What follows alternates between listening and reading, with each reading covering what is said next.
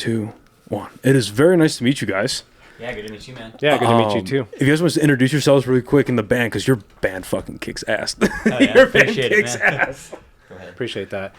Yeah, so I'm Daryl. I do guitars, and for this project, I've been doing the drum programming and whatnot, and some of the songwriting there.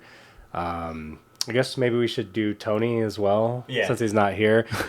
We really started off with, we'll get into that with Kenny and I, but Tony is our vocalist, so he does the lyrics as well as all the intense screaming that you hear. Yeah, and I'm Kenny, bass player, and then we're kind of a home studio project, and so a lot of the production is on my end. Daryl's the main songwriter, and we kind of collaborate on trying to create the soundscapes you can hear in some of our songs. And some of the backing things that are beyond the, raw instruments, guitars and bass. I think that's about it. Yeah. Nice. Yeah, that's about it. And obviously, I want to get into your guys' music, but we were talking before we got started about fitness and like macro counting and all that stuff. Like, and he's like, "Yeah, I've been doing it for about 5 years now, consistently." But he's been doing it for like 10. And then I opened the door to you like, oh yeah, he has been counting his calories for the last 10 fucking years. Hell yeah. Yeah, and I was just telling him before we got started, I did a physique competition 2 years ago. Oh shit! Here? And yeah, here in Albuquerque, it was a natural one, and holy God, the amount of work that it takes to consistently like. So what? And either one of you guys can start. What? Because it's a fun thing, especially now with social media and like fitness influencers and all that bullshit. Yeah. Where it's like, yeah, I'm gonna count my calories, I'm gonna eat all this protein, I'm gonna go to the gym, and then people fall off in varying times, right? To start it is one thing, but to keep it up for as long as you have is a whole other thing. It's a lot of discipline, it's a lot of sacrifice, and it's a lot of not fun. Yeah. You know what I mean? But so what, again, either one of you guys can start. What made you want to start it, and then what's kept you doing it? Okay. I'll go ahead and go. I broke my leg skateboarding and playing football when I was younger. Actually playing football, and it stopped me from skateboarding, I should say. And, watching TV, you see Arnold, right? And I was just like, I want to look like him, and I had nothing to do.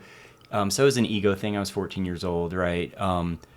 But what has kept me going is just the healthy side of it. I'm 40 now, so I'm trying to. You're 40? Yes, sir. What the fuck? But that's the goal, right? Like you can't not age, but you can prolong the negative impacts of it as long as you can. And one of the number one things you can do in life to prevent that is weightlifting. Yeah, resistance training, weightlifting.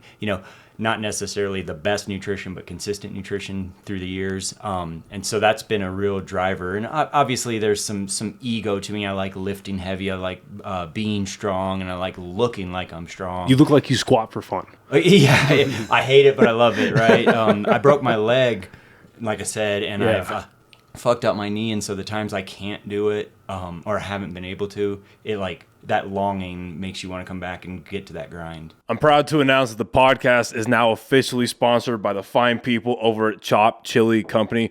Guys, this is some of the best chili you can get here in the state of New Mexico, and they are online as well as in stores.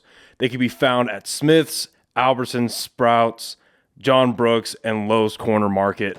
They have 3 amazing flavors that you see here, and they also have frozen green chili that you can get online. Go on over to the website, chopchilico.com, and get yourself some amazing chili today. Podcast is now officially sponsored by the amazing people over at High Desert Relief, a premier herbal destination right here in the state of New Mexico.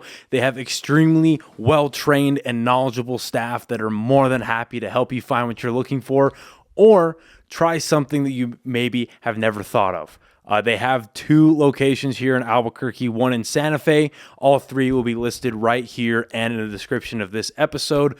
All 3 offering legendary products at absolutely legendary prices, including this awesome merch that they were so kind enough to gift me here. All of this can be found at all 3 of their locations. Again, big thank you to the guys over at HDR for supporting. Now back to the episode. Yeah. That's awesome.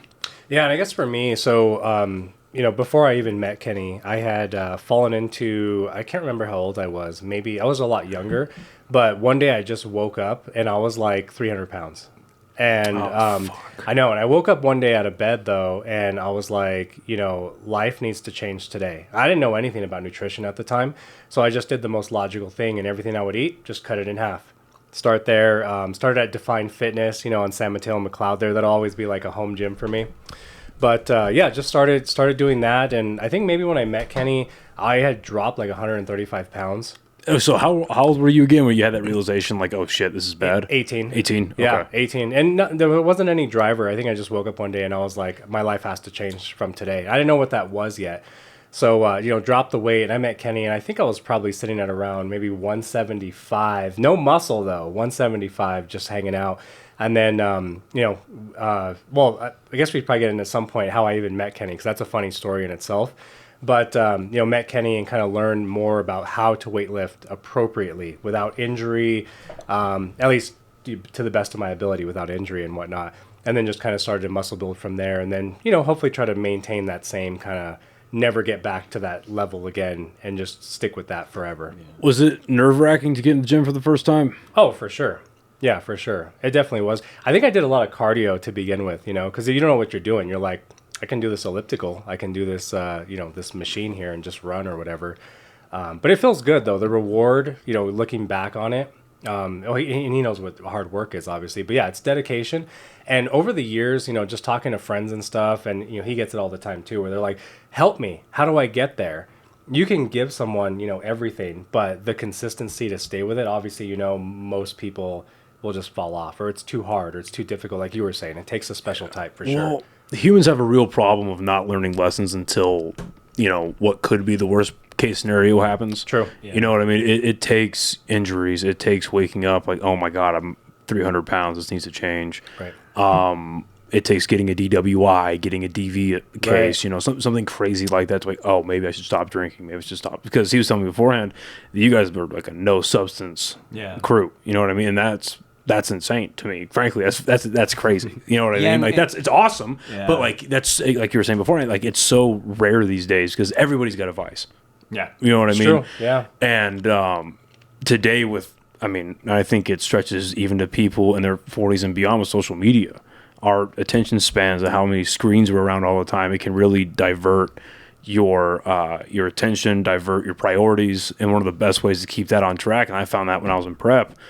One of the best, because my life fell in order once I got my diet in order. Like my entire thing just switched into high gear. And the best way to get a lot of your life on track is what you put into your body. Yeah. Which sounds like it's like no shit, right? But again, people need to hear that and see it in practice. Like, oh, maybe there's something to it. I think I'd add on to that too. Like lifting and solid, consistent nutrition is the ultimate in delayed gratification. Yeah. And like life lessons for people as they, I think, mature a lot of times center around whatever avenue it may be. Keep going. I'm just going to close the windows. Keep going. Yeah, whatever avenue that presents itself in terms of their life, saving up for a new car, studying for a test. They sacrifice the now for the later. And you go do a bicep curl, your biceps aren't bigger, right? You eat healthy for a day, you haven't lost weight, or at least measurably that you can see. So it's a consistent effort over time that teaches you, and you have the physical embodiment of that delayed gratification showing itself to you. I'm sure you guys have, but I think it's an important topic to touch on, where you'll be losing. Whether you're going through a major weight change or like you're going through a cut, I'd imagine, something like that, and you're weighing yourself on a regular basis, and then it gets to the point where it's like, man, I dropped 2 pounds, but now I'm back up 1.5. What's going on in that fluctuation? Going into dedicating your life to this type of, I'm adopting this lifestyle and becoming a part of it. Did you know that early on that like weight fluctuates and it doesn't mean you're not losing it and it doesn't mean you're unhealthy, but it's something that happens with the human body? Did you know that going in, or is that a lesson you had to learn? So for me, I would say I didn't know it, but I didn't need to learn it initially because I didn't track too well initially. Like I did as a kid, I just ate a lot and lifted a lot, right? And by the time I started to shift to where things were more consistent, not just the effort, but measurables, that's when I was weighing really, and I understood the body more anyway. I understood what those fluctuations meant. I don't want to speak like, over talk your lesson, but we've talked a lot through, and as he's learned more, I know I've seen firsthand as his weight has fluctuated day to day, or I would say more week to week initially, right? He wouldn't weigh himself consistently. He was consistent with his effort, but he would weigh himself maybe once a week. And we got him to understand that, hey, it sucks, but if you weigh yourself daily, you start to understand those fluctuations. You know, you got the bulk of the food, the water retention, the sodium levels you may be having. You know, even the, 2.7 grams of water per gram of carb you eat, right? Like, yeah, I'm just gonna. That sounded so real. I'm gonna say you're right. I think there's probably like more significant digits there, but right, like you're on a diet. A lot of people like to low carb it, and so that means they deplete themselves, and then the water, you don't retain as much water, and so you get that high of that initial weight cut, but you're not necessarily losing any more fat than any person on an actual cut. But then you have that one day where even if you're not going nuts or having a cheat day, you're just having a high carb day, and now your weight's fluctuated dramatically for a few days. That can be a mental hit, and I know like I've got to witness that with him as he was dealing with understanding what that meant. Yeah, definitely. No, that was something I definitely had to learn, you know, because again, if you weigh in one day, you're a certain weight, and if you don't do it every day at the same time every day, and you have an average throughout the week, and when you weigh in again, you've all of a sudden gained, then it gives you a false perception of what that week really entailed. Right. So that was something I had to learn for sure. So I don't freak out anymore when it happens. I just know that's just something that comes with it, you know. And I just know it's a good thing to bring up because a lot of people, that's what discourages them. Is like they go for, let's say they hit 90 days, and then it starts going like more like this than it probably was because they were only weighing themselves, like maybe once a week, twice a week at most. And so I just think it's a good thing to point out. You both bring up something really interesting about the time. Like you have to be consistent with when you, not only when you eat and sleep, but when you weigh yourself and stuff like that. That's a lesson I had to learn when I was I had to get my hormones done. About 2 years ago. It was right after the competition I did. I got my blood work done, all my hormones done, and found out I had extremely low testosterone. Oh, wow. And I had to keep on going in at 9 a.m. every morning. He's like, yeah, if you come in later, it's going to be lower. If you do this, it'll be higher or whatever the fuck. Like, you try to eat the same amount of things and be hydrated and that type of stuff. And that's, quite frankly, that's a subculture of fitness that I'm glad is getting. Obviously, there's extremes to it, but like hormone therapy and figuring out that, like, hey, like, you know, even if you just get your testosterone and your free testosterone done and you still feel like shit, now we have outlets, if you obviously have access to it, that all that stuff can kind of get measured. Do you guys do any of that? Like, do you take your blood work or anything crazy like that? If you mind me asking. No, I haven't had it done. I want to, as you know, I'm getting older. I feel like I don't feel a lack of energy consistently that isn't tied to when I've had a lack of sleep or I've had a ultra hard workout and things. Yeah. So I have an understanding, but I don't feel like there's a major deficiency there either for me. And I don't think I've really, aside from vitals, I haven't really done it. I probably need to. I think I often message Kenny a lot that I feel lethargic throughout the day, but my tactic for maintaining or losing or cutting is fasting. So there's obviously a reason if I just eat one meal a day or one snack and then a meal a day, why I'm feeling that way for the rest of the morning. Can I chime in with something because you did get blood work one time when he was like higher in weight. Do you remember? I do remember. And there were some vitals that were higher, cholesterol. You may remember. And it was interesting because it's an anecdote of one, scientifically, right? The sample size of one. But I asked him, I was like, hey, as you start to lose weight, I'd be curious, as you get about 10% down from where you are now, check your blood work again, because there's a meta-analysis. I can't name it offhand, but there's a meta-analysis that showed the bulk of benefits for someone who is like overweight and continuously in a surplus, so their inflammation is high, cholesterol's high. The bulk of the benefit comes from that first 10% of weight you lose. And sure enough, when you checked, you were, I think, in the green on a lot of all the areas where you're high. And so again, sample size of one, but it kind of confirms the meta-analysis. Well, and it's what Lane, we were just talking about Lane Norton before you got here as well. It's what Lane says as well. If you drop in, all markers of health tend to get better with that. So yeah, that's absolutely it. That must have been a huge eye-opener. getting that second round done. You're like, oh shit, yeah, it's paying off. Yeah, for sure. Well, and I think I'll add, in case for anyone who's listening who has an interest in getting in this space, in terms of like bettering themselves and trying to get on nutrition. I think it's the same meta-analysis, but 95% of the benefits of any given diet come from the fact that your caloric intake is controlled. So like the salad dressing, the window treatment of the diet is in the micronutrients, vitamins, minerals, fiber content. And of course, those things are important. But if you are someone who is consistently in a surplus and have gotten obese or feel lethargic and unhealthy, it doesn't need to be overcomplicated. Whatever helps put you in that deficit to lose that weight is where the bulk of those benefits come from. 110%. I mean, and I did a podcast out in Austin with a comedian named Allison, but she's also huge into fitness as well. And she put it in the best way possible. She was like, because we were talking about the calorie surplus plus drinking and the issues that can cause. Because drinking beer is basically like you're drinking bread.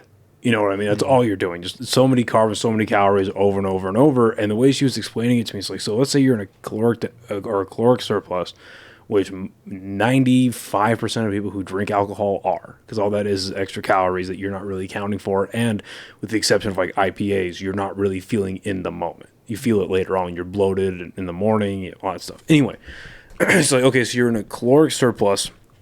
You probably have a lot more body fat than you. That happens.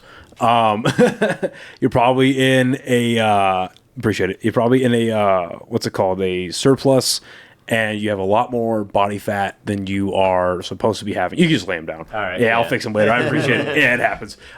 So then you have all this extra fat on you, and you're drinking. If you drink too much and your liver can't digest or like process all the toxins properly, it starts spitting the toxins into the fat. That's basically where it stores it. Yeah. And that's the beer sweats, right? Yeah, exactly. That's how you could smell it on alcoholics. Yep, and that's where it all gets. And when she explained that to me, and that's what came to mind, I was like, "Oh fuck, that is not." Because I got hernia repaired last May, about a year ago, actually, coming up a few days, but a year ago, and they were like, "Listen, you can start exercising this amount of weeks and really pushing yourself in about 1.5 to 2 years. However, if outside of injuring yourself during like careless weightlifting, the number one thing that's going to ruin this," they gave me the mesh, right?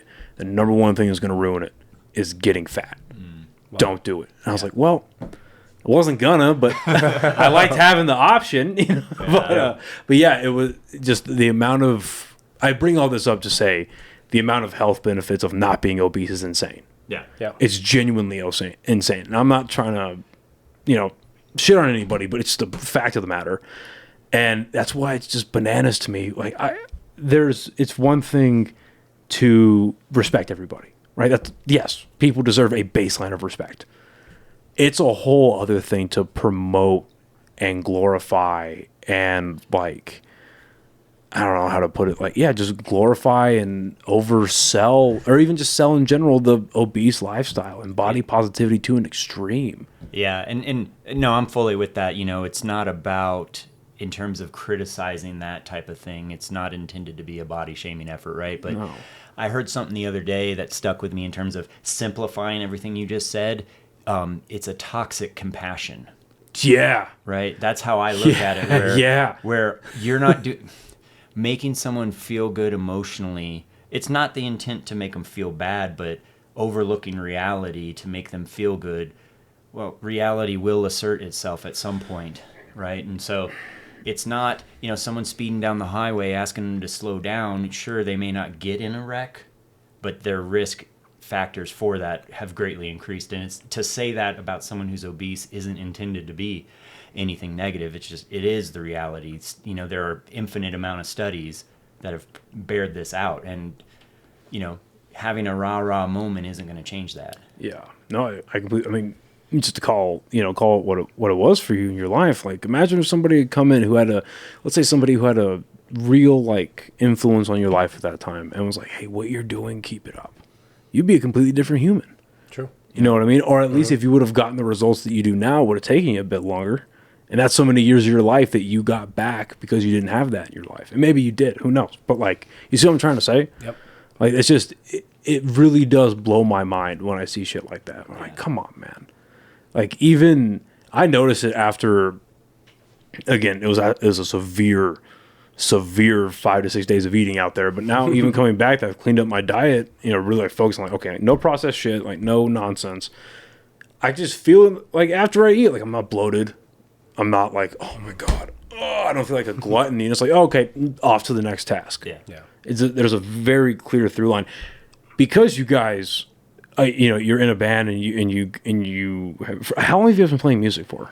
Oh, geez. As a band or just in general? Let's go in general. In general, I started on violin when I was like 7. But kid, my parents were encouraging me, but I felt forced, right? Yeah. So when things are forced, you're less passionate. So violin, trombone, but it wasn't really till my brother picked up guitar, right? And then, my brother's 2 years older than me, so I looked up to him for a lot of things. He's actually, the side note, part of why I started lifting, I kind of remembered is I was always hanging out with his friends. They were always bigger, right? And I was $125, right? I was scrawny, and so. Yeah. But same idea in terms of music. Like he was playing guitar, trying to sing and whatnot, and I looked up to that, and I was like, well, I want to do that, but I don't want to do it exactly. And so that's what led me to bass, because I could read bass clef and music from trombone at that point. So. I started way later. I was like 16 maybe or 17 before one of my best friends, Steven, came home with a guitar one day, and he was playing the little line from Sugar, the dun, na, na, na, na, na, na. And I just thought it was so cool, and I was like, I got what was that? You know what I meant. And I said, I want to take this home for tonight, and he's like, sure. And I was like, how do you read these tabs? And he kind of showed me how, and that was it. Just never stopped since 16, basically. That is one band that I pray to God I get to see before I die. It's System of a Down. Yes, yeah. I would just, because they're starting to do like American tours again. I'm like, fuck, please just come to Denver at least. I'll drive. You better do it quick, because I think Serge just told him to replace him. Like he's not like find another singer, because it's not going to be me. They just did Sick New World actually, like a couple weeks ago too. Yeah. Luckily I've seen them a couple of times. They're awesome. It's one of those like nostalgic bands for me in high school, For sure. I don't really care so much for the new stuff. Maybe that's just me getting older, but it's a nostalgic band for sure. They only put out like 2 new songs, and that was for the fundraiser. Yeah, so the fundraising stuff, I'm pretty sure. I forget what war was going on. Anyway. I bring up just, I also want to talk about your music, but in the realm of like health and keep sticking to the lifestyle that you guys want outside of the music. I mean, going out, you're playing shows, you're late. It's concerts. The best metal concerts have a nice drizzle of debauchery on top of it. You know what I mean? They just do. That's a nice way of putting it. They just do. And so I'd imagine you guys get done. Hey, let me buy you a beer. Let me take a shot with you. Hey, you want to go to the bathroom real quick? Like that type of shit. You know what I mean? Like, it's everywhere. So how do you guys, with as much detail as you'd like to give, like how do you guys navigate stuff like that? Oh, geez. For me, I've never, except once on accident, because these motherfuckers, am I allowed to cuss? Oh, you can cuss all you want. No, it's actually a really good story. We should touch on that. I've never actually drank any alcohol or anything like that, and just life decision I made a long time ago. So for me, when like the offers are there, it's easy on that front, but my job, I have a clearance as well too, so it's kind of like not only is it a choice I've made, but it would impact my livelihood to they lie detector tests and all that fun stuff, right? What? And random drug tests and all that that stuff. makes sense, but they lie. It depends. So yeah, I don't want to as much as you want to. There are when you different clearances and different layers above that, like you can subject yourself to random lie detector tests. You at least have to accept it before you are able to obtain that. So for me, it's that part of it's really easy. And then the other thing is, especially in terms of tying it into weightlifting and things like that, like when we went on a tour back in November, he saw it like the second we arrived, even though we left at like 2 a.m. from the night before and tried to sleep on the road and 10-hour drive, right? The second I could, I was finding the gym that was there. Or I brought bands with me, resistance bands, to at least get something in, right? You have to sacrifice some, right? But I stayed consistent at it, I'd say, for the whole time. And I think part of that for me is, for a while, obviously it's passion, but it also, most people likely wouldn't skip something that was a requirement of them. Right. Well, that's the problem now. It's not a lot of people put requirements on their life. Exactly. Like, I mean, and I hate people. Like, I wish I was born in a different. I really don't. I like where I was born. I love indoor air conditioning. I love indoor plumbing. Wi-Fi is pretty dope. I love playing video games with my friends. Like, there are things about that. If you haven't noticed, I'm a fucking media dork. All right. Like, I enjoy my 20th century amenities, but with that, with how comfortable life has gotten, people don't really, I would rephrase that. People don't have a lot of responsibilities. And from those responsibilities, they have a lot of requirements. Yeah. So it's like, well, I can't get to my desk job and work 9 to 5 and then drive back home and then sit back down on the couch and then go to sleep, wake up, do it all over again on the average, what they call it, the average American diet, which has become like more of a parody now than anything else. Yeah. Like I can live off of, it'll kill you, but I can live off of fast food for a little bit. I'll eat a salad there. I'll drink a little bit of water here. People, the barrier to entry in America if you are born here naturally and you have even like a lower income family, you can survive off of shit food for a while. You know what I mean? It's just not really like we're not hunting down saber-tooth tigers. Yeah. You know what I mean? We're not fighting lions to get our deer and shit like that. So, but for yourself, like on the road dealing with. Yeah. So that tour that Kenny brought up with Roast Funeral was it was a bit hectic for sure. We all got sick as well. That was a horrible part. I was getting like chills, the cold sweats, just feeling literally the worst. And then we had to go on stage that night, and it was brutal. And lack of sleep. Some of the drives were really tough, like 15-hour drives. So we'd have to get off stage one part and then immediately drive to the next just to barely make sound check and check in and whatnot with the promoters. And then obviously some of the logging, we still have records of it. Obviously, it was horrible. We'd eat at like 12 a.m. and then I'd fast all day. It was very taxing for sure. How long were you guys on tour for? That one was just about 2 weeks, I think. We started. It was. I think like the whole effort was 3 weeks, right? Where in terms of prep and practice, and all that. Yeah, and it was like a Midwest thing, so it was everywhere from like Ohio. What did we play with the first night? That was in Kentucky. That was Carnifex, Signs of the Swarm, To the Grave. Oh. They came here like November 9th. Yeah, I was here for. I went to that show. We opened that show in Kentucky. Yeah. I mean, I don't know if I'm allowed to ask this question, but like, why didn't you guys open it here, or did that be on the bill here? Well, did they know you were here?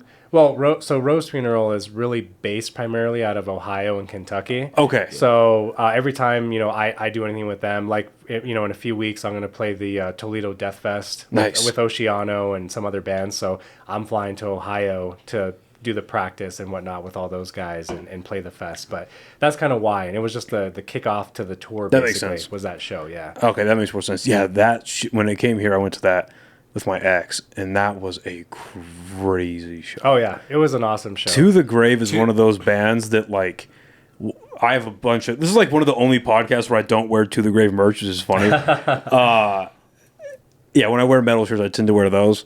Like they are one of those bands where it genuinely perplexes me that they're not bigger. Like they're starting to finally pop off post-COVID when they released like the redux of their album. Mm-hmm. That started to pop off a little bit more, and this newest one did pretty well for them relative to the others. But I thought they put on a better show than Carnifex. I'm just saying. Yeah, we were chatting with their bass player. I forget his name, but he's such a nice, chill. Met him at the merch booth. He's such super a cool nice dude. Guy. Yeah, he's such a cool dude. They're the singer, the vocalist is so violent on stage. He's like this small, unassuming guy, and his energy. He's when we play bass, I play bass live. He plays guitar. A lot of times, it like our previous band was like super technical, and we couldn't get to move. But then I see someone like him and our vocalist who just.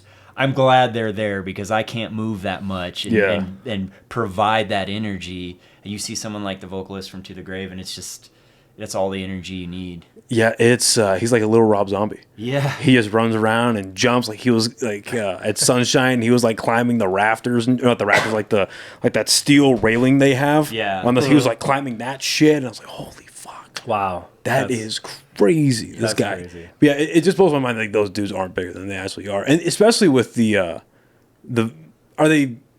vegan, but like vegetarian or vegan. I think they're like full out vegan. Yeah, like the anti-animal cruelty message Yeah. they put out. I'm surprised they haven't found like a bigger market. Yeah.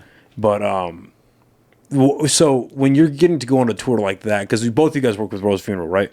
I fill in when Okay. Ryan Gardner, he's kind of like their founder. When he can't play, they'll ask me to play, and if it's something I can do, I will.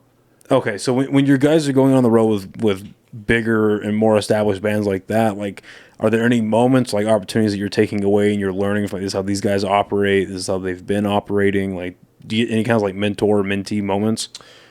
I wouldn't say much like mentee mentor moments as much as it is just experience. You know what I mean? Like, just working with like the promoters and venues, or maybe even having some bad experiences. I'm not gonna get too much into details, but there was even one instance where the guarantee, like the money that was guaranteed, was not paid. So it's learning, just kind of going through some of those qualms, I guess, of that kind of stuff. So. Yeah, I think for me, my takeaway was less like a mentorship from them and more kind of just the networking aspect of getting to be around people. And then, Rose Funeral's OGs from like the MySpace days, and they hadn't done much in a while. Life had happened to them. And so a lot of people were very excited to see them. And so we go from Chicago to Wichita, that was like one of the longest drives, and we coming off being sick and we're exhausted, right? And so knowing just like how you feel when you go see a live show and the energy just isn't there, like I'm headbanging and I'm trying to keep the snot from falling off, right?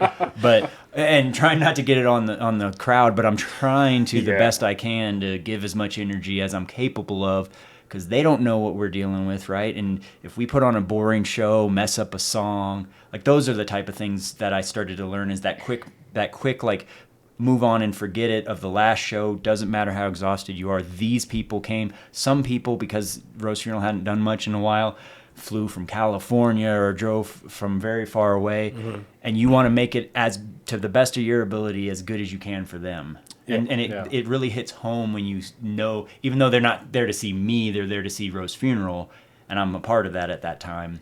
Like that's one of the cooler things that we did was we played the Milwaukee Metal Fest last year, which was the first year of it coming back. So Jamie Josta from Hatebreed, I was in contact with him and got Rose Funeral on it. So we got to play that a year ago, and that was just such an awesome experience.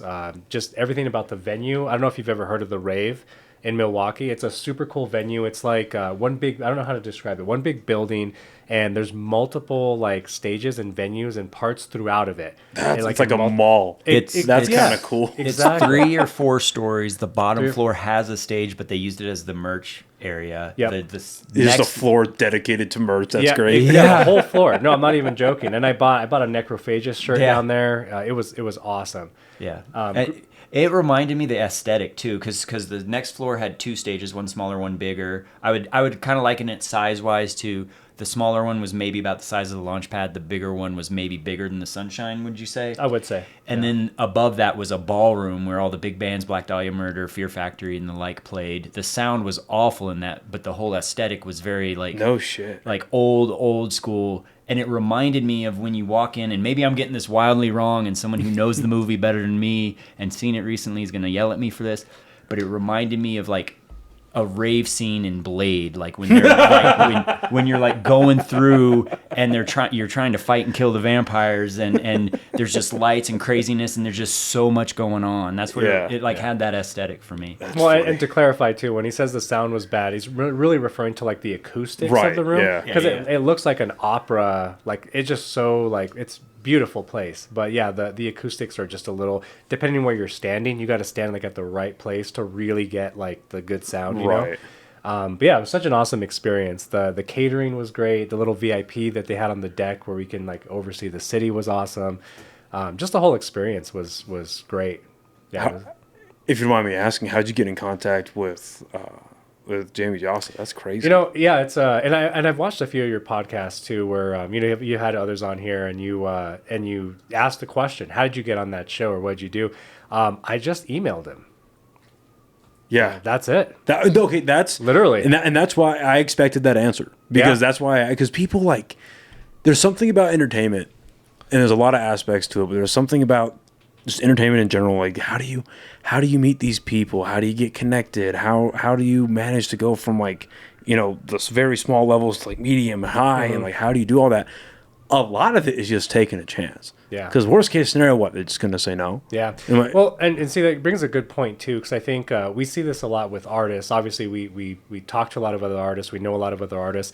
Sometimes you have both sides, and sometimes you don't. And what I mean by that is obviously the artistic creation side and all that, but then there's a business aspect to it too, right? Yeah. A band is really a business, and I'm not saying I'm an expert at it, but I know that I possess a certain amount of skill. So in the first initial email, it wasn't just it was, hey, this is who I am. This is what we do. Here's the EPK, the media kit that I've put together. Here's the synopsis. Here's the numbers. Here's what we offer, blah, blah, blah, blah, blah, this and that. Just the whole pitch, basically. And so an EPK hasn't really been explained, I would say but like hasn't been explained thoroughly on this podcast before. So give a breakdown of like what an EPK is. What does it consist of for you guys? Whether it's Rose Funeral or Suffer the Nine, and how do you pitch that pretty much? Yeah. So, and I might slaughter this electronic press kit, EPK. Yep. So, I made the last one for us, and it's really just a sum of someone who doesn't know. You got to think in terms of someone who's never heard of you. Who are you? So put, all relevant links in there, social media numbers, followings, how many, listeners do you have on Spotify, Apple Music, yearly kind of thing, shows you've played, headlines you've been into, features, people that have written about you, all that kind of stuff, basically selling yourself in like a 1-pager, maybe a 2-pager, something like that, of someone who knows nothing about you. That's, I guess, really the most basic way I would say it. Right, and then is that including, it's like photographs of the band? Is that including actual like audio files of your music? Like, audio files would be cool. I didn't even think about this. It'd be nice to have like a web-based version so someone could actually go to it. But if you're sending it in an attachment, no audio file or anything, but yes, images and all that kind of stuff as well, and then embedded links within that so they can go to other things. So yeah, and I mean, and again, just right back to you emailing him, like my buddy AJ, he's a comedian as well. He's brand new. He's only been doing it for like 8 or 9 months, and there's a new comedy club in Rio Rancho, and is that the Quesadas? Yeah, Quesadas. Yep, I've been there. Awesome place. Oh, too, nice. Man. Did you remember who you went to go see? I went to go see. Oh, I forget. He's been in a few movies. I'm horrible at Eric Griffin. Oh, Eric Griffin. Eric Griffin. I'm very sad that I missed Eric Griffin. Oh, he was awesome, man. I'm a huge comedy guy. My dad's always loved comedy, and I've always gone to comedy shows, and I wanted to go check that place out. And that place is awesome. I hope it stays around for a while. Love the vibe. I think it will. The way they're running it's pretty good, and they seem to whoever they've got booking for them is doing a pretty damn good job. They're doing a great job. I mean, Eric Griffin came through, Annie Letterman, Makovsky came through. But anyway, a couple weeks ago, this guy, I'd never heard of him. His name was, I think his stage name is Polar Bear. And he's like got a decentish following on Instagram. And a buddy of mine, Buck D, he was featuring. And so AJ saw that, and he was like, I'm going to message the headliner. Just DM'd him on Instagram. I was like, hey, I'm a local comedian. Me and my buddy, we're going to go see your show on Friday night. Can I do 5 minutes? And he was like, yeah, sure. It's just that easy. Wow. Yeah. I mean, it's already a no. So by you putting it out there, right? What do you have to lose? Yeah. Yeah. No, exactly. You're completely right. And because I think a lot of people's egos get in the way. It's like, oh, I don't deserve it yet, or I don't think. Like, it's one thing to know you're not that good. That could be one thing. I mean, let's be honest, right? Yeah. You don't want to say, hey, I want to go play at this place. And they're like, okay, let's see what you got. You go up and bomb. Then it's like, okay, that's how word spreads and the bookers. I mean, because people talk. Right. It's like, yeah, we let this fucking dickhead on stage and completely ruin the, you know what I mean? You don't want that. Yeah. But anyway, so when did Suffer the Nine start? I would say not in name, but in concept, probably last July. Maybe. Am I wildly off on that?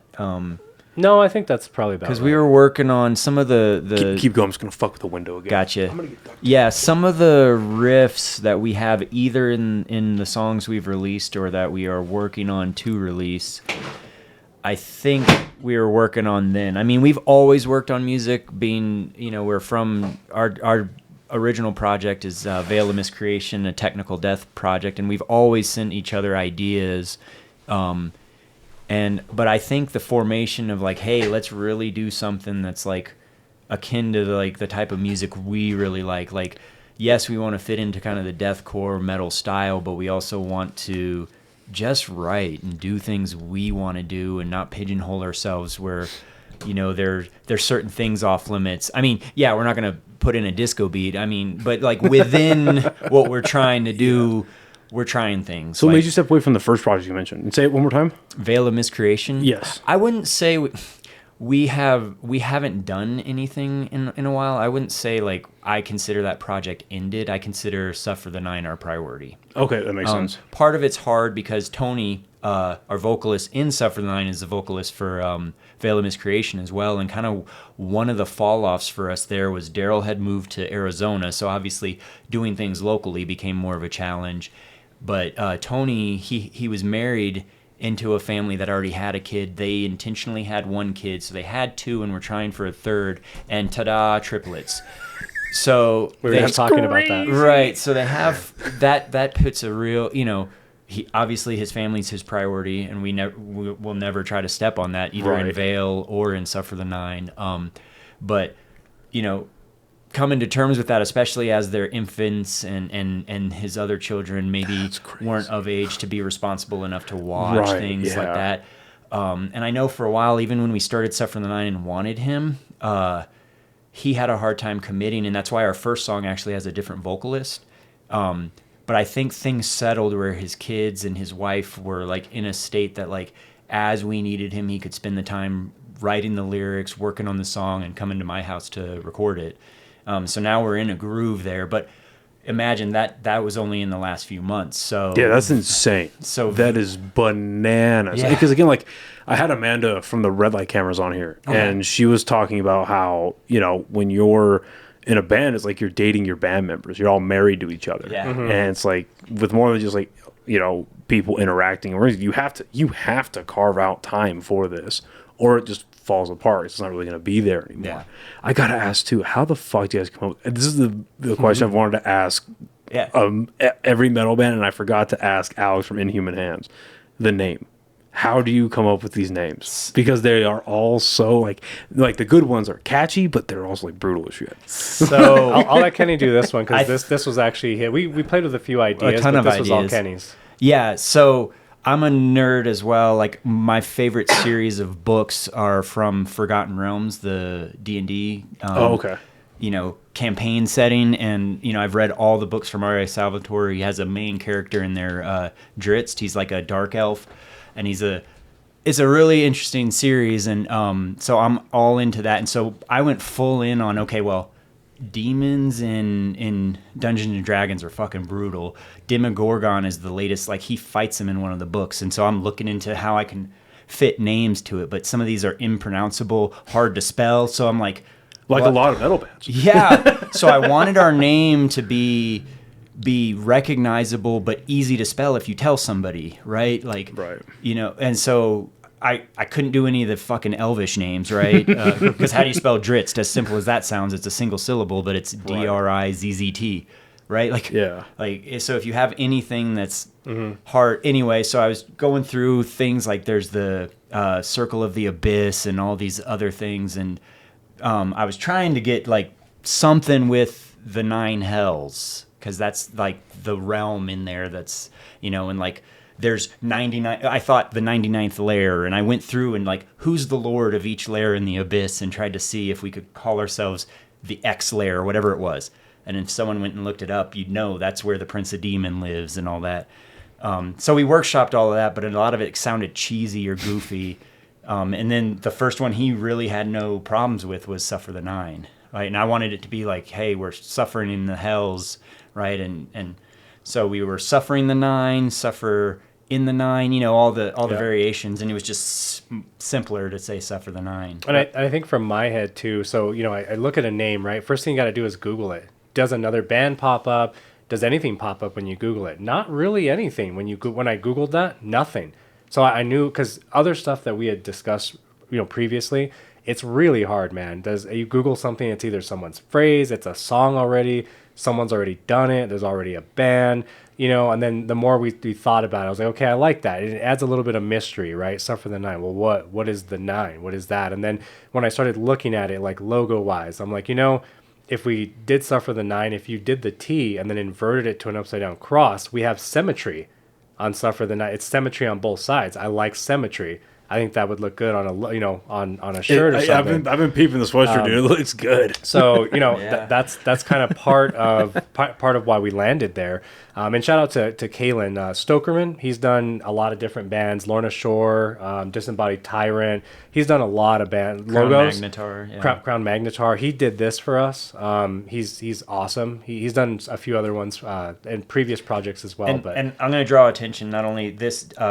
Isn't just an upside down T. This is a chain, and that's an archway with a pentagram. So it's the archway to hell, and this is the portcullis that like opens it. So it's just hidden in there, but he killed it with like the hidden, even as simple as the logo is, like just using that whole center point as like, okay, if you actually look at it, that's the gateway to hell. That's so fucking cool. Yeah. But we do get a lot of questions, though, and someone else, a couple, have alluded to it being a Lord of the Rings reference, because there's the 9 wraiths. The 9 human so stuff for the 9. So people think it's maybe like, something with Lord of the Rings and whatnot. So, yeah, it's pretty interesting. But, one thing I guess is for sure is everything that I write, everything that I do with Kenny, I just always want it to be one thing, just brutal and dark. If I can encompass the darkness and brutality, then the name has to be fitting. So, in your music itself, like obviously you said you want to stick into play around with it, but stick in the genre that you've picked. What do you guys feel like you guys do best to stand out from the others? Because I feel like personally, as I'm a huge death metal guy, and I'm also not the most educated on it, but I can't tell you the like 99,000 subgenres and like substratas of like, no, this is techno trifecta core or whatever, like all that different like whatever, right? I'm not that guy. Same. I'm like, that's dope, this is sick, that's fine. Like, but I would say the one criticism I have of it is like, if you listen like to a lot of mediocrity in it over and over and over through different bands, they all start to sound the same. You know what I mean? They all start to kind of like, and then you have the exceptions of like Lorna Shore when they got their new vocalist, insane how that guy makes them stand apart. Or right now, someone who's really famous is Alex Terrible from Slaughter to Prevail. Obviously, they're sounding way different. It's like, what are you guys doing in your music to really like, it's like, yeah, this is our brand of music. This is what we're putting out. And how does that process evolve for you guys? How has it evolved as not just over your career as musicians, but recently with this project? I think so. We've only released 3 songs to date, right? And they're all fucking awesome. Thank you. I should appreciate that. We got into fitness right off the rip because I'm a big dork with that. But like, I should have said that right off the top. The music's fucking awesome. I wouldn't have had him on here if I didn't like it. But the music is fucking dope. Hell yeah. Well, so I think, it's hard to talk about much of an evolution from the few songs we've released, other than to say brutality is number one for us. Like, what just sounds like makes you stank face, right? Makes you want to start swinging on somebody, right? Go to the gym, listen to it, and hand out a nap to that dude who puts the water bottle on the bench that you need, and they work out next to it. Like, that's what we want. We want it as an outlet. That's speaking for myself, and so I don't know how far he wants to go with that. But separately in that, before with Veil and any other work we've tried to do on the side, it's been, raw guitars, drums, right, vocals. And we're working with trying to create soundscapes that aid that nightmare we're trying to create, right? Define soundscape for people. So in Inferno of Deceit, right, it starts off and it hits with just some brutal beat down type of metal.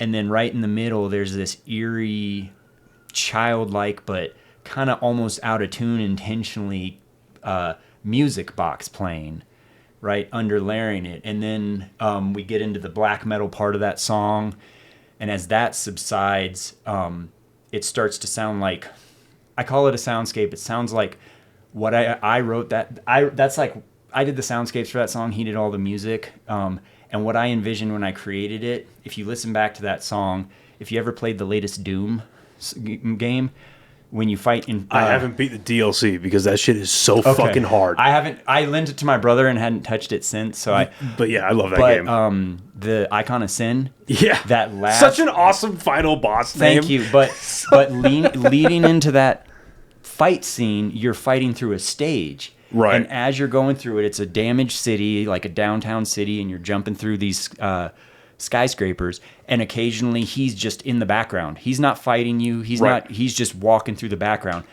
And if you ignore everything you're doing and just that walk through, that's what I was picturing. And so if you listen to that again, where it's like this like soundscape before the chorus of like demonic, monks come in, that's what I was really picturing. And so it's stuff like that where maybe you don't know what I was picturing, but you can picture something. That's a great way of describing it. Yeah, that's a great way of describing it. Great game. But did you hear what they did? The guy, I forget the guy who made the music. Super famous. It's really Mick Gordon. Yeah, Mick Gordon. So they did you hear what happened to him in the making of that game? So they had him compose so he did like the whole. I've heard two stories. The first story that I've heard is he did the whole soundtrack, but then they only let him mix the first 3 songs, or he only mixed and mastered 3 songs, and they had somebody else do I think it's the first one. That sounds right. But anyway, he composed the whole soundtrack, but they like shortened his work time of frame to work by I think 60 days, and they're like, get it done, and he's like, can't do that. Sorry, I'm all the way down in Australia, A, and B, the mixing and mastering, if you want something like the first game, this is going to take a long time. And so now, like, I think the first 3 tracks were the only ones that got mixed, and it got into a huge lawsuit that's still going. Really? Yeah, because you got to think, like, that game came out in, like, end of March of 2020, so right when the country was shutting down, so everything was getting put on hold, everything legal that wasn't, life, limb, or eyesight got put on hold. So they're still going through that legal nonsense, but that's why, like, you can't find the soundtrack on, like, iTunes or on Spotify or anything like that, because they don't know who the rights belong to. Yeah. Wow. That's crazy. Which is insane, because that soundtrack is so fucking... Do you play Doom at all? I mean, we're actually big gamers. Kenny and I, when I'm, if I'm home or I have access to an Xbox, we're playing Call of Duty mainly every night. We're on Warzone, but I cussing each other out.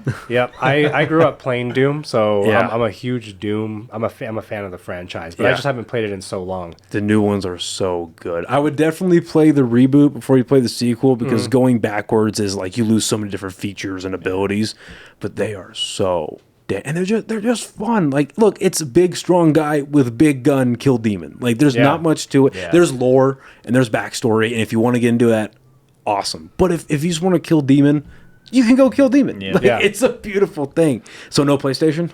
No, Xbox. Okay, yeah. No, because I grew up on Xbox, but my roommate and all my friends, I play mostly on PC now, but my roommate and all my friends, they got PS5s, and they've been playing Helldivers. I've heard that's good. Fuck. Yeah. I've heard of that. It is phenomenal. It's like Starship Troopers and Terminator made a beautiful, beautiful love child, and it's great, right down to like, even just like, if you want any convincing matter to ever buy a video game, is look up on YouTube when you get a chance the opening cinematic, because it's like this patriotic thing, like join the Helldivers and fight the bugs, and like they're doing like chest bumps and sticking the flags in the ground. It's great. I mean, I've toyed with going PlayStation, but it's just so hard because most of my social network that I play with is all Xbox. So I don't know. Maybe one day. I'm not gonna rule it out though. Yeah, that's what me and all my friends were too. Growing up, like through middle school and through high school, we were all on Xbox, and then we just felt like they all went to PlayStation. I just held on to mine as long as I could. Yeah, and it was funny too. I used to work as a recruiter for a military school that I went to down in Roswell, and they sent me on a recruiting trip to California, and I had a bunch of money in my pocket, and I bought that Xbox that I have down there. I walked into a GameStop, and I saw. There's 2 Xbox Ones, and one was 400 and one was 500. And I was like, what's the difference? Like, they're the same system, right? Like, yeah, but the $400 one has Fallout 76. And that's when the game had just come out. So I was like, wait, you're telling me you can't sell that bundle because it has a shitty game in it, and you're willing to knock off $100? Is that how bad you need to move the product? Like, yeah. I'm like, so what if I take it, I buy it from you, and then I return Fallout, I open it and then return this game? Do I get credit? She's like, I guess so. Shit. Yeah. I am not making that up. Wow. You get your $14 or $9, whatever they'll give you in credit. Yeah. I remember those days where I would take in games or consoles or whatever. They're like, yeah, best we can do $7.99. No, for real. Store credit. Oh yeah. And you got to use it in 30 days. Yep, you have 30 days to use it too. No, I remember like it was right before the pandemic. Right before I had gone on deployment actually, and I had like no money, and I just met this girl, and I really wanted to impress. I was like, you know what? I'm going to some rinky-dink little country. I'm not going to need these anytime soon. So I just took a stack of games, and I got like $80 for it. And I was like, all right, that's like a date night and a half. Sounds good. So what? This is something I'm always curious about too. What is there a definition of like tech metal or tech death? Like, and if there's not a definition of it, what are the attributes of it that sets it aside from like something like doom metal or black metal? Or I maybe get into this a little more than Kenny does with the subgenres, and I don't know why. I'm not like a genre person, but over the years I've kind of become that for some reason, and I'm not sure if it's a way to like organize it in my mind. Like I'm trying to file all this music away so that way it makes sense when I need to recall it. I don't know, it's very, very weird. I never was that kind of person. But yeah, so like for example, if we're taking tech death, which I think is always near and dear to my heart because that's like my preferred genre is technical death metal. Obviously the things that would set it apart are going to be the time signatures straight up, weird time signatures or odd time signatures. What is that? And define that for people that... So, for example, I would say most music is in 4/4. So if you're listening to music, you can go 1 2 3 4, 1 2 3 4, 1 2. So very basic, right? A lot of music is in 3/4. So that's 3. So 1 2 3, 1 2 3, 1 2 3. And then when you get into tech metal, it might be 1 2 3 4, then 1 2 3, 1 2 1 2 3 4 5 6, 1 2 3. The numbers start to get a little, time signature starts to get a little more technical, which makes it more difficult to play because then the feel isn't so easy like a 4/4. You can just toy with it. But that's one of the things that I think of when I think tech death is odd time signatures. The music tends to be really fast. Think Arcspire or something. The BPM is 240, 260, 280, 300 pushing. It's a fucking heart attack. Yeah, That's what it is. Origin, or sprint to the finish, right? Yep, exactly. And then I don't know if you can. I guess when I think tech death vocals, that can be really a matter of anything. Arcspire has probably the most technical death metal vocals. I think. I don't know if you listen to a lot of Arcspire. I haven't. No. They're very like like the vocals are technical, like the guitars are. They're awesome. If you haven't checked them out, you definitely should. But those things would stand out. So if I heard a band that had those elements, I would say, okay, that's technical death metal. Now, imagine they had a clean part where they're clean guitars. I'm like, okay, now we're going progressive. So tech death with progressive, so progressive tech death or whatever, And then see, it just starts to. No, this is dope. I've never had this broken down for me. Yeah, and I don't want to go like too far in it. There's obviously, especially in metal, you'll find a lot of elitists in a lot of different ways. There's people out there that are like, I'm only going to listen to bands that have real acoustic drum samples on the tracks. If you're not real acoustic drums, I want nothing to do with you. And then there's others that are like, you can't call that band tech progressive death. They're more slam tech death. And we'll just get into these debates with people forever, I hate that. I think it's hilarious. Like, because if there's, I feel like, right? Because again, I'm a dork. So one of my favorite quotes from Star Wars is that only a Sith deals in absolutes, right? So there are people like that actually enjoy it and they love it because they do, either they listen to the music so much or they're like you guys and they participated actively. It's like, okay, I need some sort of a compass. And a compass is a good thing to have, right? Keeps you on the track that you want to go on. But yeah, then you got a bunch of pricks. Where it's like, well, if it's not my exact BPM, I don't think it's actually in my genre. It's like, okay, Urkel, like, calm down, dude. Yeah. Like, it's not that. That's in every form of entertainment. You know what I mean? Like, right. I can't stand, and I can turn into it sometimes, but I can't stand dudes that are like, oh, well, if this superhero doesn't do this thing, or if they don't do this, or we can't change that, then this is not. It's like, shut up, dude. Yeah. Is it good? Is it good? Is it recognizable? Okay. Let's just start there. Yeah. See, and that's what it is for me. If I like it, I like it. I don't even care what it is. But for me to file it, to like bring it up later, I'm going to file it in like some weird category, right? Yeah. Doom, deathcore, whatever. It doesn't mean that I'm like pigeonholing that. I don't care. If it's good, and I listen to a lot of music, maybe even more metal than Kenny for sure, just because I go into grindcore and all these weird like... The fuck is that? Yeah. I mean... Noise. Yeah, noise. I mean, I don't know. Gosh, I don't know how to. The first thing that comes to mind is like getting like a hacksaw against a chain link fence. That's what that sounds like to me in my brain. Yeah. Yeah, very, very like almost punk beats with like blast and then very highs and 1 to 2 minutes at best. Per Oh, song. it just like punches right through it. Yeah. Nice. maybe 60 I seconds. do like guess. some grind, but yeah, Yeah. Our drummer actually from Villainous Creation plays in a local grind band here called Ritual Noise Abuse. So, yeah, and he's a Self-awareness is important in life.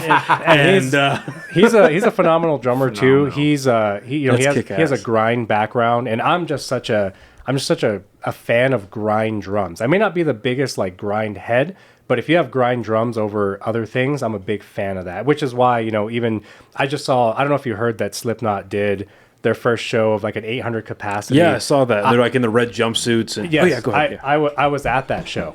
Oh shit. Yeah. Oh, I think I saw that on one of y'all's stories. Yeah, That's crazy. I was at that show front and center. In fact, so I posted all the videos from the sets. And I'll be real. I didn't take the videos. I was doing the protecting. She took the videos while I did the protecting, and posted them all over YouTube. And I got like 1 million views on all those videos. But then they hit me with a copyright strike. That's not surprising at all. They deleted the video that had like 300,000 views. The other ones were climbing, 500,000 views, yada yada yada. But I actually made them all private, unfortunately. But all the news articles, Lamgo, Revolver, they posted an article about it and used some of my videos in that. Anyway, that was a really cool thing. But where I was going with that is that I feel like Joey is the original drummer of Slipknot. I'm pretty sure he had a grind background. He was a grind drummer, which you can see some of that early Slipknot influence. Joey on the drums had that grind, that real blast beaty, fast fill, double kick kind of stuff. That's what really made it sound unique to me. So when they lost Joey, I almost lost interest a little bit, But they're still one of those nostalgic bands I'll always listen to. Oh, yeah. Well, and Joey passed away from an overdose, right? I think so. I think that's what it was. Correctly. Yeah, they've lost 2 members, and I believe both were actually 2. Yeah, I think so. I may get that wrong. Well, I know a couple got fired recently too, and that became the whole thing. Like, what's wrong with Corey Taylor and all that nonsense? Exactly. Yeah. Anyway, that is an interesting conversation around Slipknot, though. Is like, is it still Slipknot?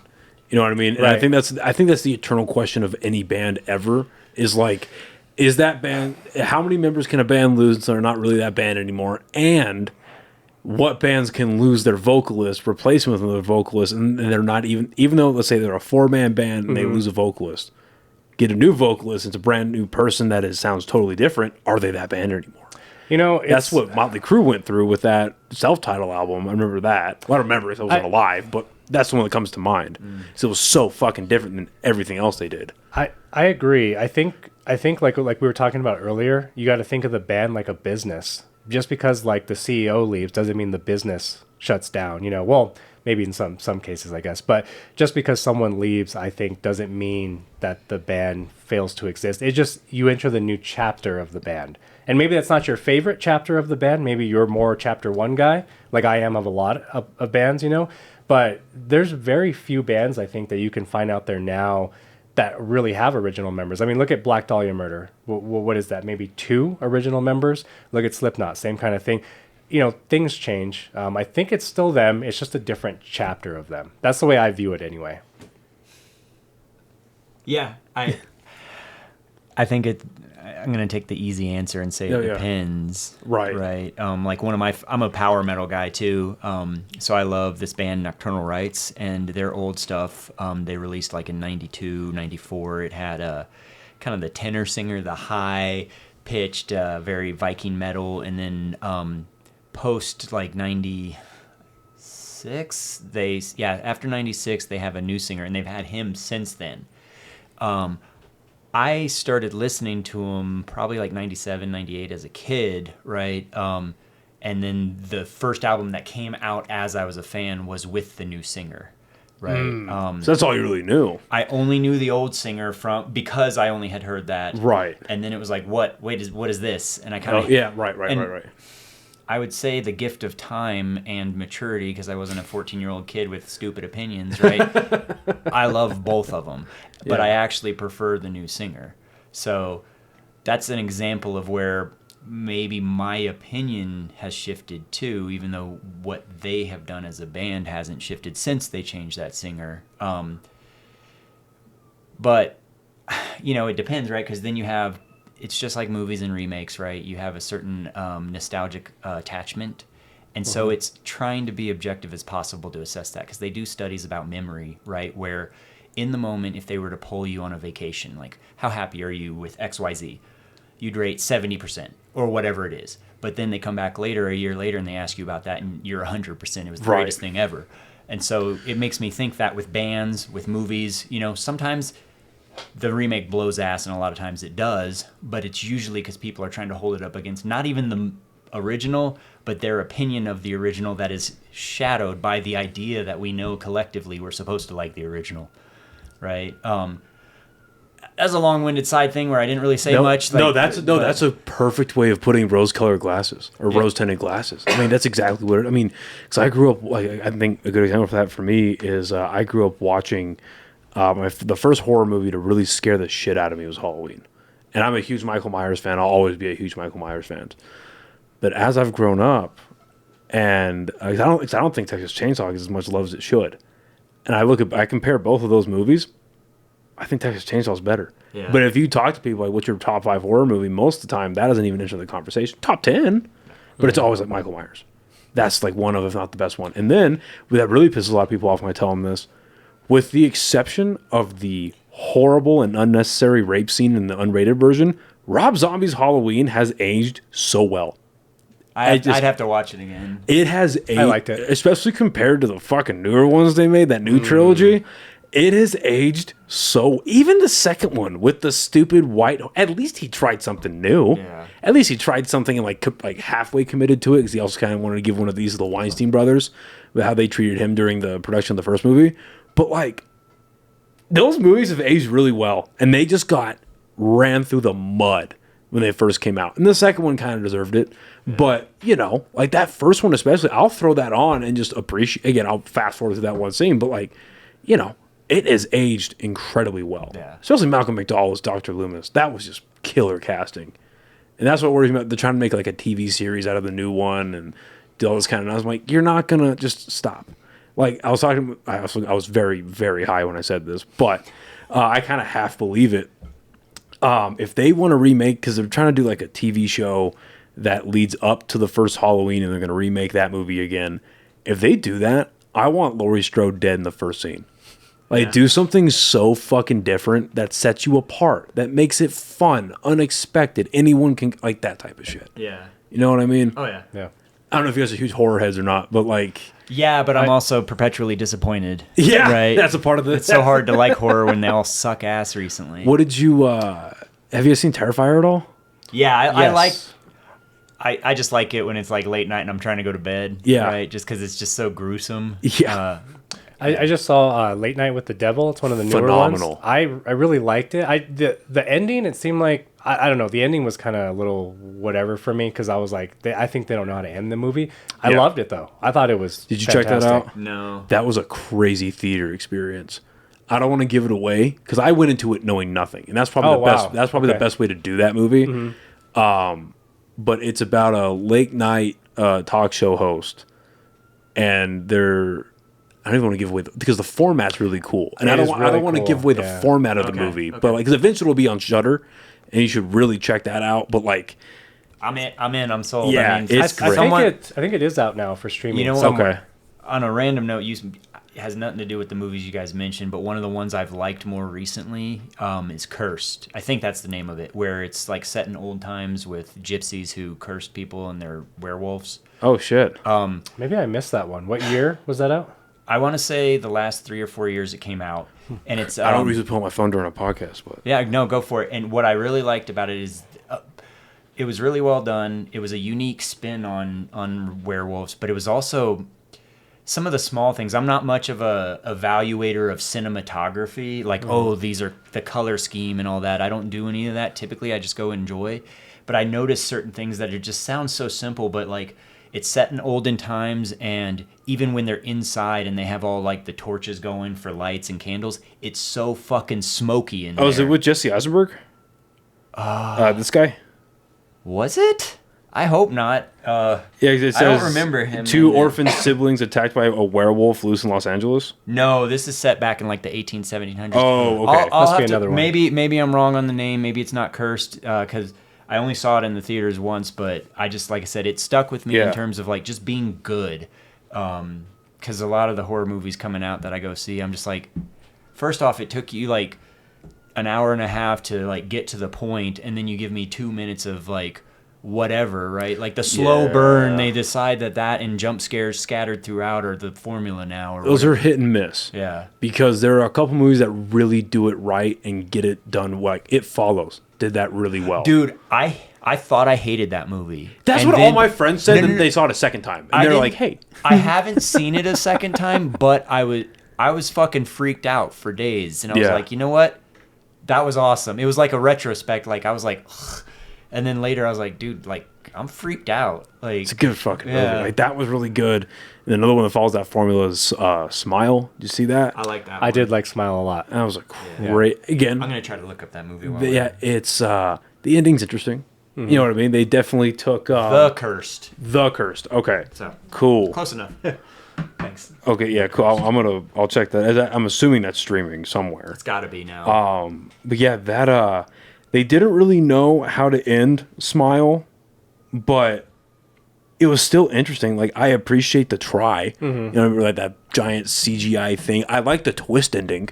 Yeah. Where it's like she never actually left the cabin. Like, that shit's cool. Yeah. Like the same thing with the ending for the UK version of The Descent. Dude.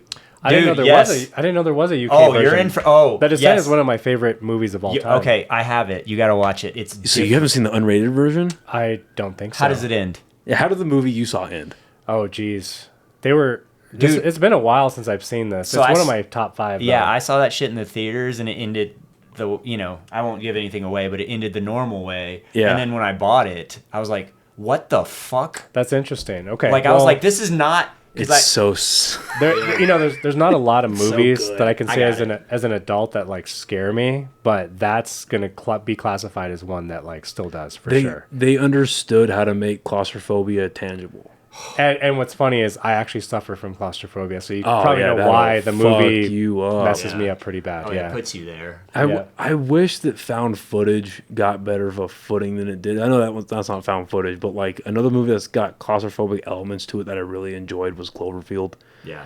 And Oh, yeah. I just really wish, because I remember, like, I'm still a big movie dork, but like back when I figured out how to use a computer properly, I was always looking at stuff about movies, and I heard like, oh, they were gonna do like a sequel, and they're gonna build this universe, and it'll be this whole thing, and that just tanked. I think J.J. Abrams just lost all interest, and it tanked hard.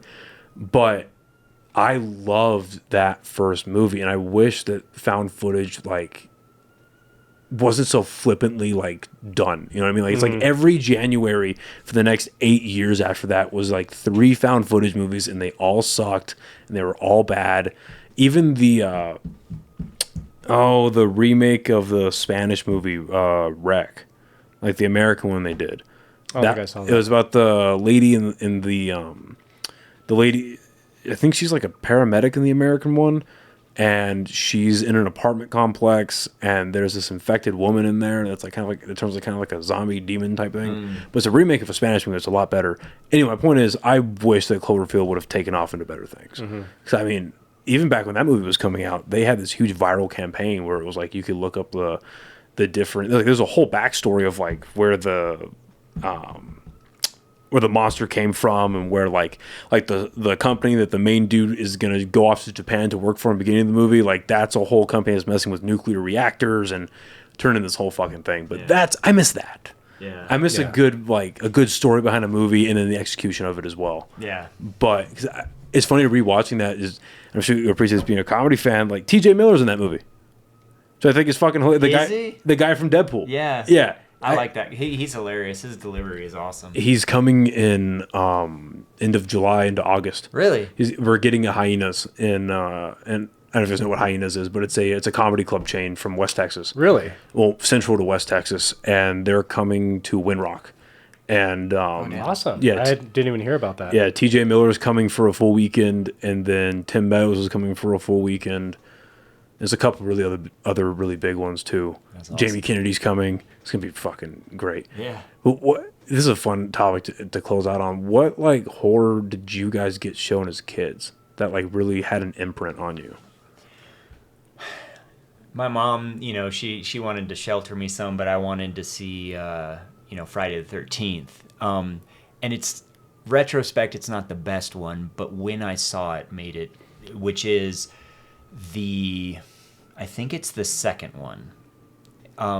It's whichever one actually has Jason in it. Yeah, so he's in the second one with just the bag, yes. And then the third one's where he gets the mask. So the second one. Okay. It was a marathon of Friday the 13th, and I stayed up late to watch it. And there's an ending scene there. It ends with him busting through the bathroom, I believe. Right? There's a girl there. You think he's all dead. And, and he busts through and grabs her. Yep. Well, my parents and I were staying at a friend's house on a lake house, and I go to pee right after that in a bathroom that looks suspiciously familiar, right? Very similar. And it's you try to pee as fast as you can, push it out, but like that whole night, and my bedroom was right next to that bathroom. So that whole night, like that was it, right? Like, fuck yeah. Yeah, that was the first one that stuck with me where I was like, fuck. Yeah. And I was probably like, 10 maybe at the time. That's legit. I think mine, and I wasn't really shielded from anything at all. I think it was kind of like watch whatever, do whatever kind of thing. But Chucky really messed me up, and I think part of it is because I'm a big claw machine guy. I never grew out of that. If I see a claw machine today, I'm still gonna play it. I'm still gonna try to win something. And I used to go to this bingo hall. That is the weirdest gambling addiction I've ever heard of. Yeah, it's kind of that's great. I'm not gonna lie, it's like an addiction, and it's not that I do this at state fairs too. I always want to win the biggest prizes. Actually, I think there was even one last year on the Rose Funeral Facebook page. We did a live that I won a really big prize on live stream. So when you guys leave the state fair, you're the one walking out with the giant teddy bear? I'm that guy. 3 of them. And people always ask too, they think like, what do you do with a house full of all these? Well, I'm not doing it for the animal. I could care less. I don't want the stupid prize. I want to win. That's number one. And I love it. Number 2 is I'm going to put it to good use. So in the past, I've given it to like a child at the state fair. That's like looking at it, right? I'm like, do you like that? You want it? Here, take it. Lately, I really just donate them to like, there's one place in Arizona that they act as like a store for kids who are in the system that, don't have a family. Yeah. And it's a store, but everything in there is actually free. But they make it look like a store to have some normalcy. So I've been donating really huge things to them. That's awesome. And and they tell me some of the stories about some of the families that they go into, which is really cool. I don't like to hear it because, it gets me a little bit emotional listening to that. But it is really cool to hear about, maybe a child who lost all their belongings. And when they went into that store, they just wanted this 5-foot bear that I gave to them, and that's all they wanted, and they took it home with them, and now it has a new home and a new purpose. So it's just a side note to that. If you're looking for a charity here in town that does something like that, they're called Locker 505. The lady Locker 505? Yeah, Locker 505. The lady that runs it, Kim, she's awesome. I did a podcast on site there like a year and a half ago, I want to say, and the way it's set up, same exact thing. It's set up like a Target. Or like just a retail store, right? And what they do is they take in kids that aren't in the best situation, and they give them like a personal shopper, and they go through the store, and they do and it's all based off donations and shit like that. That's awesome. Of course, because they're in Albuquerque, they've been broken into 3 fucking times, but but it's a great organization, and what they do like once or twice a year is they partner with Macy's on the west side of Coronado, and they like rented out the whole Macy's, and they had like McDonald's sponsor it and a whole bunch of other like local vendors too, and they cleared out the Macy's for like 2 hours and replaced it with all their shit. And then each kid had like a shopper, and they went through like that type of shit. That's great. Yeah, it's awesome. It's a cool organization. But anyway, cool. back to serial killers and monsters. Yeah. So anyway, I like to win these prizes, right? And there was a bingo hall that I used to go to with my grandparents right there on Manal and 4th Street. And this is like when I was, really long time ago, the 90s, I guess, somewhere in there, early 90s even.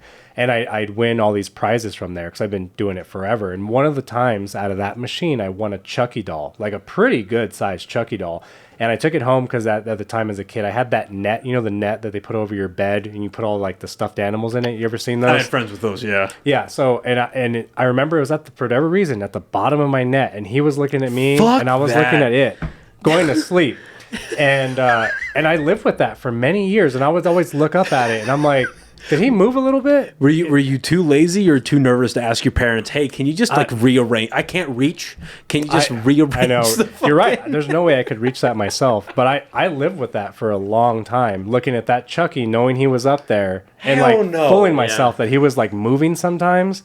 So Chucky really, he did it for me. That's a scary one for me. That's a slow burn, dude. Like that is a slow drip on just. Oh yeah.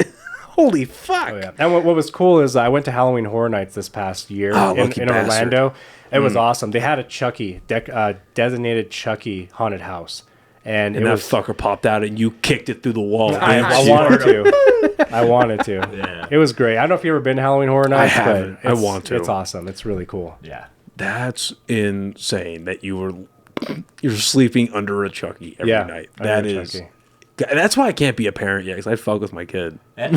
Oh, yeah, for sure. I would do the same thing. Say goodnight to the monster under his bed. Good night. And then leave. Yeah. Right. Especially with technology nowadays, there's so many like ways to mess with somebody, voice changing or whatever you want to do. There's too many ways to do it now. There's a recent horror movie that came out that actually wasn't bad. I think it was funnier than it meant to be, but Megan...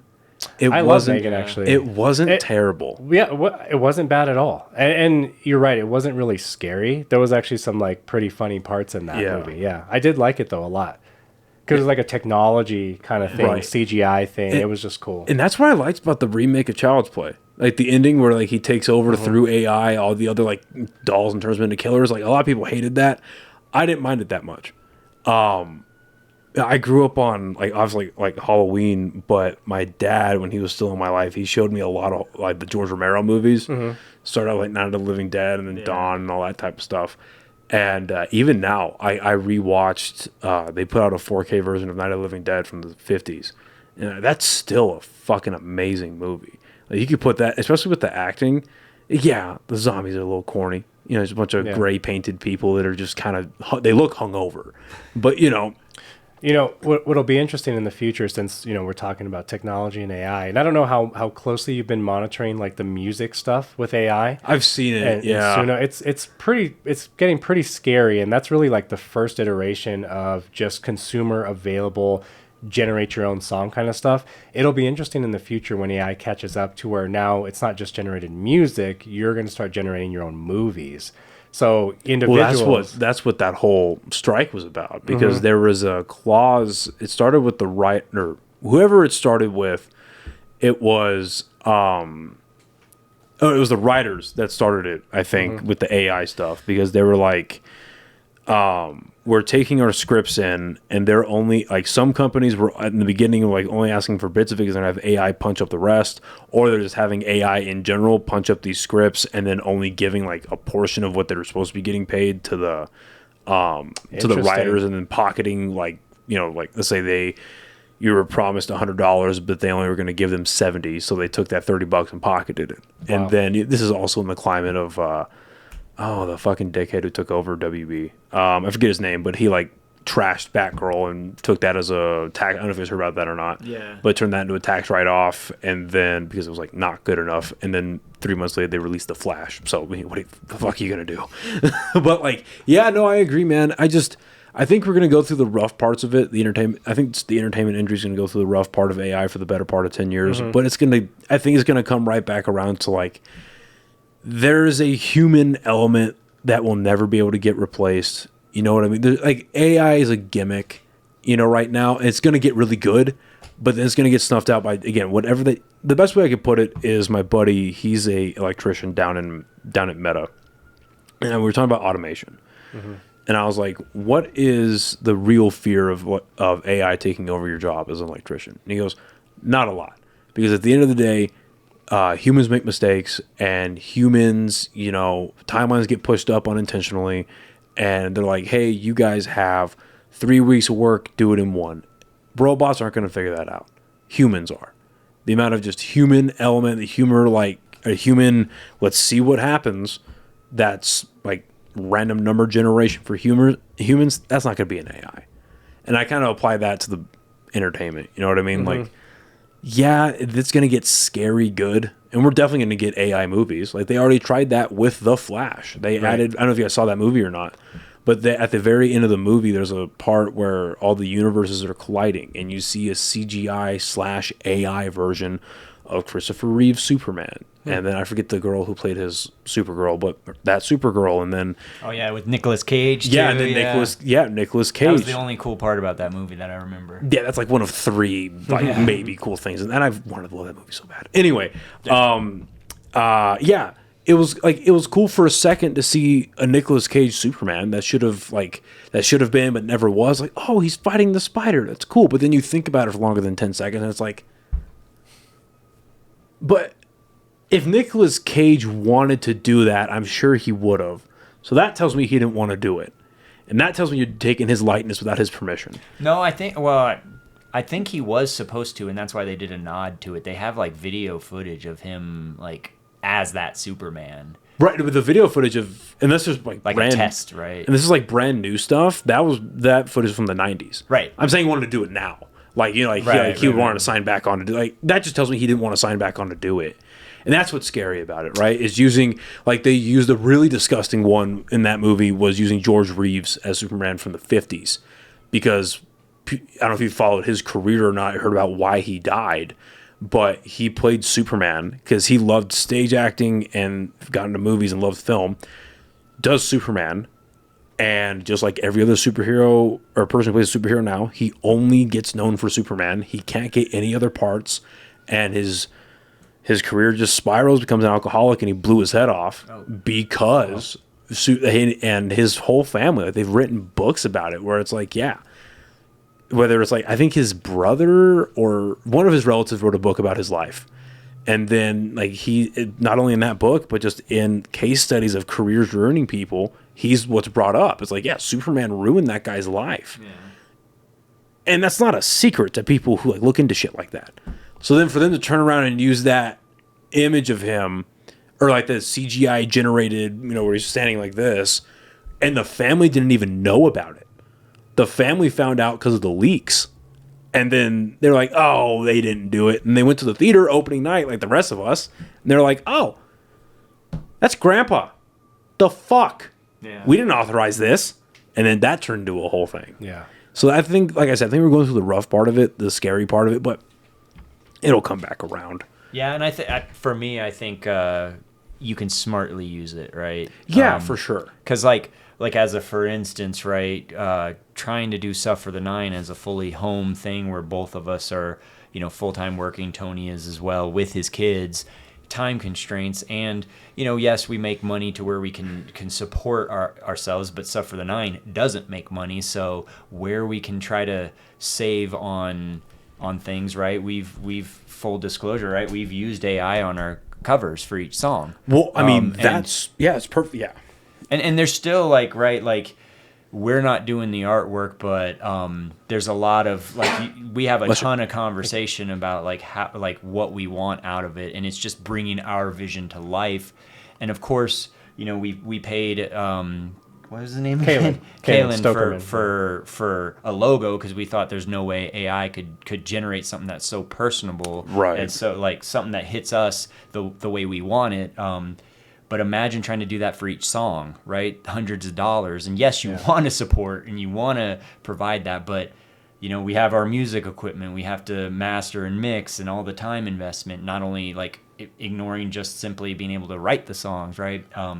So we're trying to use it where we can for our promotion, right? Yeah. But we're definitely, you know, we're steadfast on like the creative part of what we do musically is, you know, where it stays us. But I think if people are clever about it, they can save themselves some time. Well, there's nothing wrong with patching up the holes with AI. There's no, I mean, Yeah. I think you put it in a very perfect way. I mean, it's a matter of saving you time and money. And for me, like up until last October, maybe September, October, around there, I was editing every episode by hand.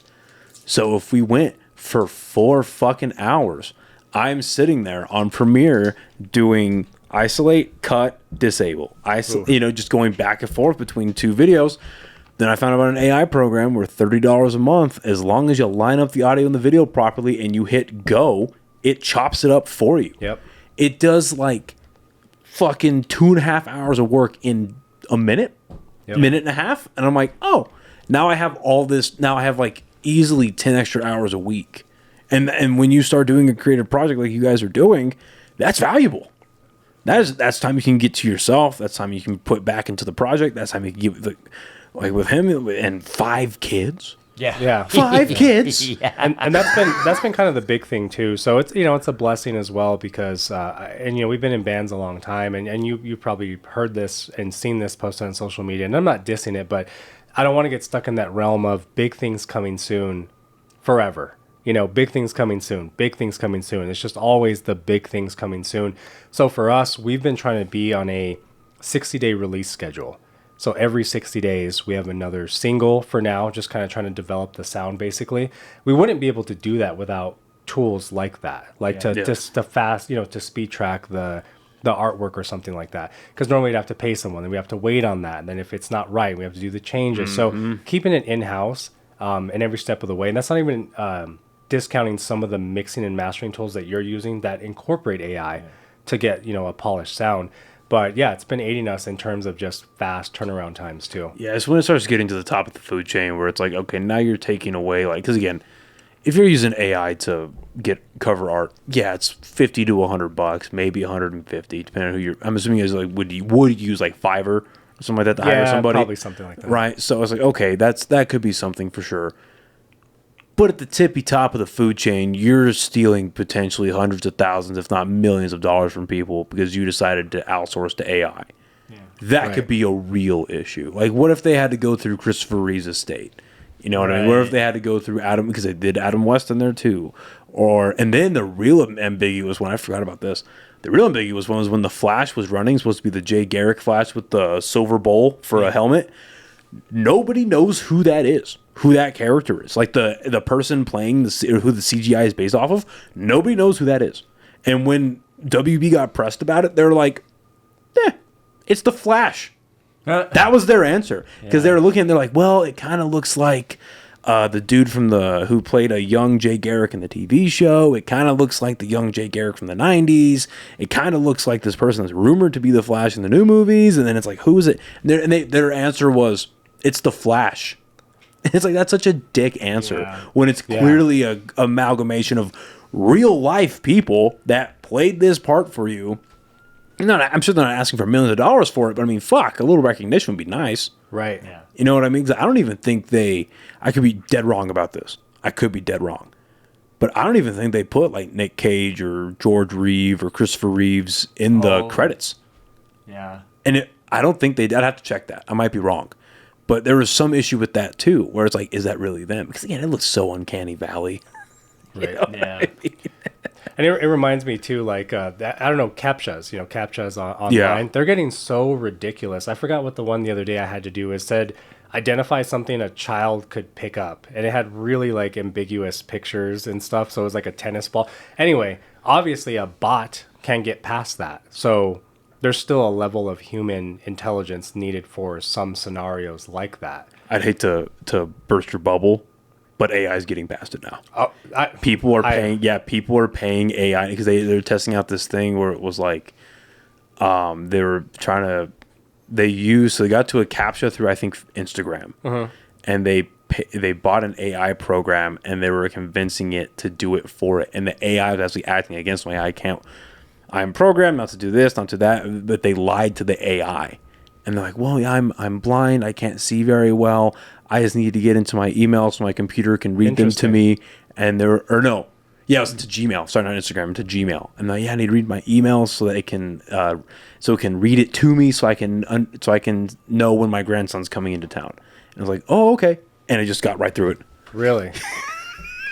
Yeah, that's interesting. It's nuts, man. Well, listen, I would like to do this again sometimes. Oh yeah. When we don't have a time constraint, because this was a lot of fun. You guys are fucking cool. I appreciate it. And Thanks for having likewise, us, man. We appreciate you. And the music is amazing. Appreciate that. Before we get out of here, where can everyone find you guys' music, both on like social media and Spotify and all that stuff? So yeah, we're on everything. YouTube Music, Spotify, Apple Music. Suffer the Nine, just the way it sounds, 3 different words. I think most of our presence and just communication with everyone is on the Instagram, and that's Suffer the Nine Band. So pretty easy handle, Suffer the Nine Band, on Instagram. But yeah, I think that's pretty much everything. We did just shoot a new video, music video, just last weekend with Dalton. So that should be coming out pretty soon. Looking forward to promoting that. It's our first music video that we've done together. Yeah. So nice. Well, this has been fucking awesome. Yeah, thank you guys so much. I do want to do it again. This was the shit. Sounds thank good. you guys. Let's do it. And thank you everyone for watching, and we'll see you next time. Bye, everybody. Fuck yeah. Hell yeah. Oh yeah. That's a good time.